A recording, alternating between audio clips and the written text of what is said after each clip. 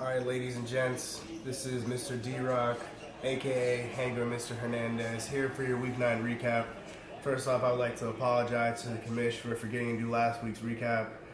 Kind of got sidetracked doing a lot of bullshit.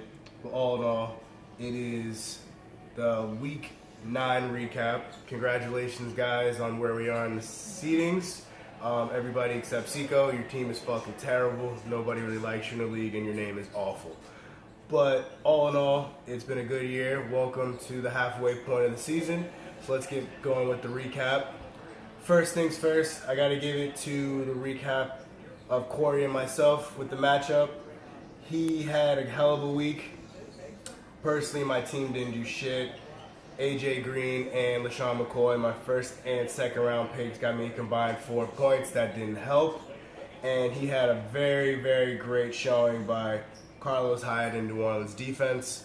All in all, it was a good matchup. I thought I had it in the bag, but a showing of 4 points for my first and second round picks does not help. Probably the MVP of that entire matchup will probably go to Marcus Mariota and DeAndre Hopkins. He got solid points, probably about 30 from those two. I didn't think they were going to have good games, even though I am a Titans fan. I just thought the matchup of Baltimore wasn't going to be good. And I thought DeAndre Hopkins was going to lay an egg with Tom Savage. Good win, Corey. Congratulations. Like I said, didn't help that my first and second round picks didn't get anything for me. The next matchup we're going to go to is probably the upset of the week because the person that won the matchup beat somebody that was in first place for a solid 5 weeks, and that is the man, the myth, the legend, my dog, my real one, Mr. Curves, aka the Silverbacks, beating our commish, the Huntsman, 109 to 107. It was a very close battle, came down all the way to Monday Night Football.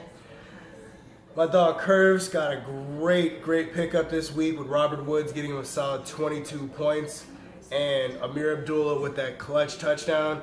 I know his heart was racing once he had those 2 fumbles. It was very close to comfort. Tyreek Hill saved them with that 90 or 80-yard touchdown in the second quarter of the Dallas Cowboys game. 0 points from his defense really didn't help him at all, but at the end of the day, the one person that really fucked Shane was Leonard Fournette. He had 0 points, and I kind of blame Alex for that. Alex, you were with him the whole weekend. You weren't playing him. As a person, as a fan, as a friend, you should at least inform him, hey, the player's not playing. I know it's one of those things, it's fantasy football. But all in all, like, come on, man, we're trying to have fun and be fair. Shane, nice try, but at the end of the day, Leonard Fournette was the reason you did not win. Congratulations on the wins. My dog Curves came back with a vengeance. The next matchup of the week, we're going to go to the Year of Slee versus Tuba Tiger. Casey's been on a tear lately. I got to give him credit where credit is due. Demolishing Basil with a solid score of 147 to 108. Basil, you had a great week. 108 usually beats people, but Casey had Alvin Kamara get him 28 points. Tyrod Taylor was probably the best quarterback of the week with 30 points. And he did lose Mike Evans to suspension, but hey, Alvin Kamara, Todd Gurley, and Tyrod Taylor get you over 25 points. It's very hard to match up with. What didn't help is Blair Walsh got you negative 3 points, Basil. And only one that really showed up besides Dak Prescott is Doug Baldwin and Marvin Jones. Great pickup by him as well. But like I said, you really can't do much when 3 of his players score over 25 points. All in all, it was a great week for Casey. Good win. Congratulations on being in first place. Tuba Tiger got to get some wins.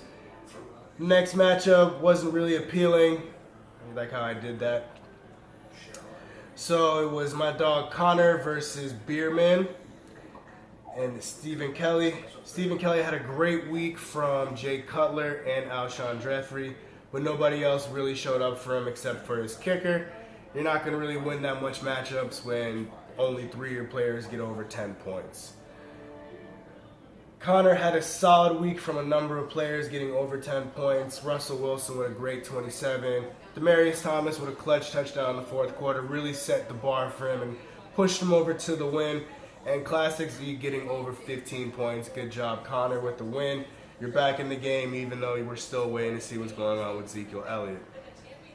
And the final matchup of the week, which was very minuscule of a win. I'm not going to give you credit, Alex. It was a terrible win. But hey, a win is a win in fantasy.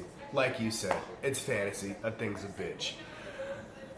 Seiko got a very, very productive win, 115-62 over Sean. Sean, sorry man, majority of your team just really shat the bed. You only had 2 players get you over 10 points.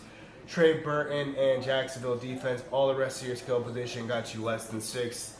That's fantasy, man. It's life. But Alex had a great week from Carson Wentz. Julio finally got a touchdown. Oh, no, he actually didn't get a touchdown. He dropped one. But he got over 100 yards. Golden Tate had a great week.